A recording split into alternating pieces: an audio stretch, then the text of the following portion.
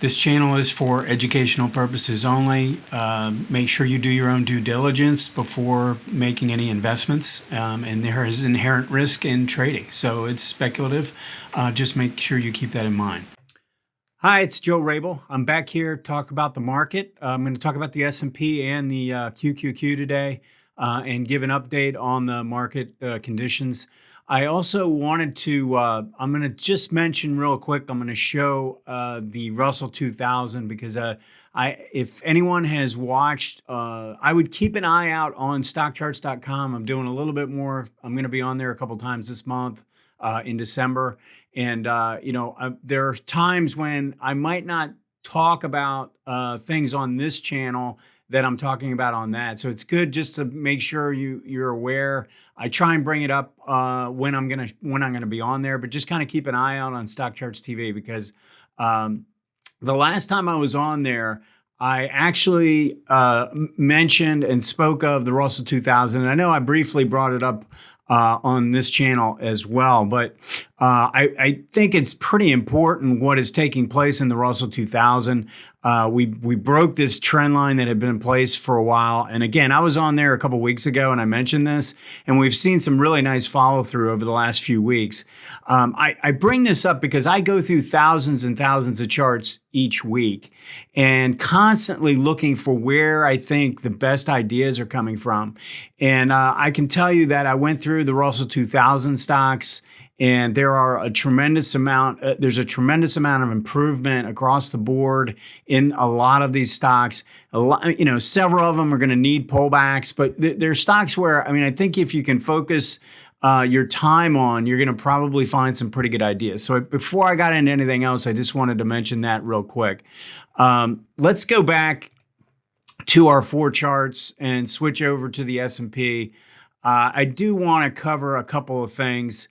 And so the first thing is that when we're looking at 4 different time frames, we can see in these 4 different time frames that the price on the monthly chart is above the 18, and the 18 is above the 40, and both lines are rising. And then the same condition is in place on the weekly chart. The 18 is above the 40, price is above the 18, and both these moving averages are rising. And then you've got a price above the 18, 18 above the 40, and both lines rising on a daily chart. And then if we go and look at the hourly, we have the same condition in place. Although the 40 is just starting to rise, we definitely have a strong rising 18 and prices above it. So when I look at that from all 4 time frames, I'm saying, the trends are all good in all 4 time frames. And also the thing I think I'd mention is that I don't see these as being all that extended. We had gotten a little away on the monthly chart, not that bad, but enough where we took a little bit of a breather, but I wouldn't consider this extended above the 18. And I think we've made a little bit of a push on the weekly, but again, I would not consider this extended above the 18 on the weekly. The daily chart's just been moving sideways and allowing the 18 to kind of climb in here. And then the 18 on the hourly also has just been consolidating and letting it catch up. So from that standpoint, they're in pretty good shape. If we go through the 4 MACDs, so we have a MACD here on a monthly chart is above its signal line, both above the 0 line. Both lines are rising, and the MACD is hitting a new high with price. And then if we go in the weekly, we have, again, MACD in the same condition, above 0 line, and the MACD above its signal line, confirming the new uptrend, confirming the price trend on the weekly. Daily, same thing. Price is moving up. MACD is above its signal line, both above 0, and both are rising. And then again, on the hourly, we have the same condition. So the only reason I'm bringing this up is when I go through, I'm looking at these things, and a lot of times I don't break it down like this for you, but the reality is it's hard to be, it would be hard to be really negative right now based on trend and momentum. And even on an ADX basis, and I've told you why this is lagging, is because of this big drop on the monthly. It takes a while for ADX sometimes to catch up. And so, when I look at this, it's going to take probably into early next year to really work off this big drop in negative DI before you're going to start to see improvement. But if we go and look at the other time frames, we've got green DI in control here. We've got green DI in pretty good shape on the daily chart. I'd like to see this make a higher high above this prior peak, but the condition is pretty good, and then a very strong condition on the hourly. So again, when I go through and look at these time frames, and I'm doing it in all four time frames, looking at price, moving averages, MACD, and ADX. Again, it'd be hard to be too bearish. Now we start looking at other areas of the market conditions. One of the things I definitely want to mention is the Investors Intelligence Advisor Sentiment number hit 47.5. So there's 47.5% more bulls than bears, and that is the danger zone for sure. It's the highest level it's been this year, and it gives me a little bit of pause. You have to be a little bit more cautious about doing new buying. You got to make sure you're getting good entries. And then if we go and look at the overbought, oversold oscillator, the RSI 5 is up to 69, almost 70. Anything over 70, I would consider to be sort of short-term overbought. If we get up over to 80, then I would get to be a lot more concerned about the potential for reversal, especially if the sentiment numbers stay where they are or get worse. So again, we've got this sort of situation where the trend is bullish and not overbought. It's not extended.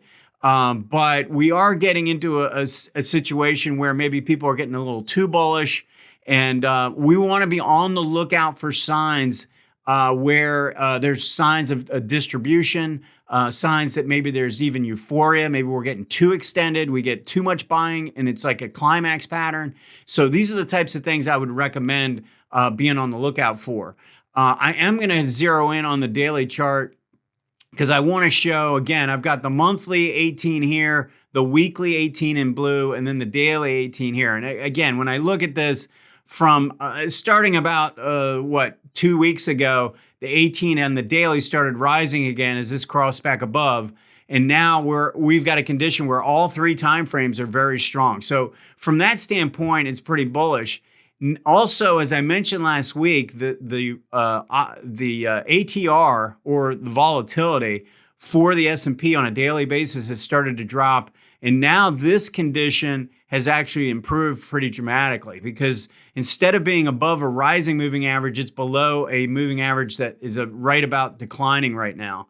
And so that actually flips over back to the positive side. So just want to make sure I'm covering all the different aspects of the things I like to look for in the market. I do want to go and spend a few minutes on the hourly real quick.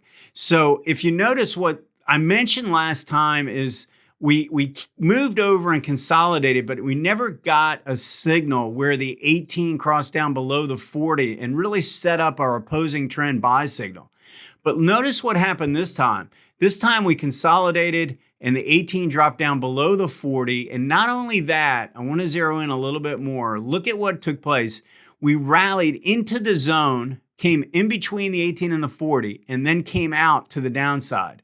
And so that would be kind of like a classic sell signal from my book. I mentioned this. It's taken from Lowry's Magic of Moving Averages. But it's one of the areas in my book that I like to focus in on, because it really helps with the triggers. And so you rally into the zone and then come out of the zone, and instead of breaking to a new low, it reverses and works its way back up. And as soon as this starts to move higher, you could almost look at it on this bar, but certainly when it gets back above the 40, you'd view that as a bullish confirmation of what we're seeing on the daily chart. This daily chart was a big up move, and it's been consolidating sideways, letting the moving averages catch up. And then the hourly chart really gives us a nice setup this time, a confirming setup that says, it's kind of like, it looks like this is getting ready to move higher again, and we're getting pretty good confirmation on an ADX basis. So the only real fly in the ointment right now I see in the overall S&P environment is we've got too many bulls right now.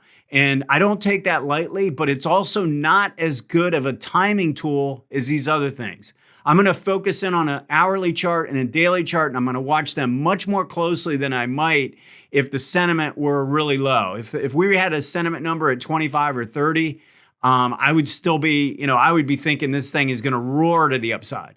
But the fact of the matter is, I'm on the lookout for signs of distribution. I'm looking for signs of momentum loss, momentum reversal, momentum divergence, or a climax. And so those are all the things I want to be on the lookout for as we go forward right now.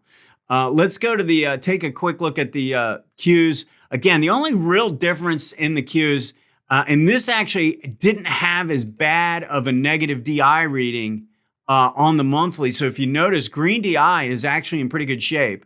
And then you've got green DI in pretty good shape on the weekly chart.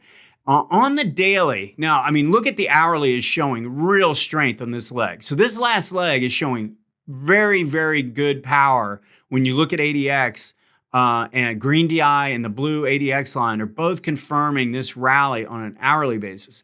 On a daily basis, I want to zero in on this because what's happening is the ADX has moved above 25, but it never really took out this red peak, and it's sort of consolidating and holding the red, but it's not kicking in and breaking out. And so let me just switch this over so we can see this a little more clearly. What I want to have happen is I want to see green break out above these little peaks here and confirm the uptrend.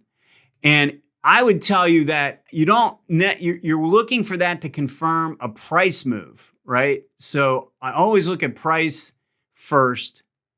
And if price can take out these two peaks here and get going, and it's very close to doing that, we want to see green kind of confirm, green make a new high and confirm that. It doesn't have to happen before, but if we get a really good green bar to the upside, we want to see, in terms of price, we want to see the green DI confirm this to the upside. So that's really how I would be looking at this. Again, the conditions in place are pretty good right now. We do have a little bit too much bullish sentiment, but it isn't a timing tool. That can stay in a overbought condition or a kind of like a bearish condition or too bullish of a condition for several weeks sometimes before you get a reversal. So I don't use it as a timing tool, but I do like to know as a backdrop that there's a condition in place that's a little, it makes me a little bit nervous. So anyway, hit that like button and we'll talk to you soon.